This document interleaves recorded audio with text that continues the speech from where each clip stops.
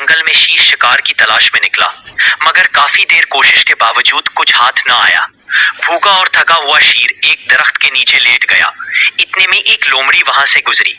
लोमड़ी ने शेर को देखा और सोचा, ये तो जंगल का बादशाह है, अगर मैं इसके साथ चालाकी करूं तो मुझे भी फायदा होगा। लोमड़ी ने शेर से कहा, बादशाह सलामत, मैं आपके लिए एक शिकार का बंदोबस्त कर सकती हूँ, लेकिन इसके बाद आप मुझे भी थोड़ा सा हिस्सा दे दीजिएगा। शेर ने भूख की वजह से फौरन हाँ कर दी। लोमड़ी ने अपनी चालाकी से एक हिरन को जाल में फंसा दिया और शेर को इशारा दिया। शेर ने आसानी से हिरन को पकड़ लिया और खूब खाया।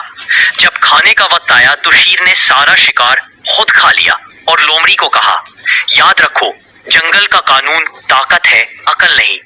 लोमड़ी ने यह सुना और दिल में सोचा, ताकत वक्ती होती है, लेकिन अकल हमेशा काम आती है। आज इसने मुझे धोखा दिया है, मगर कल को उसे मेरी जरूरत जरूर पड़ेगी।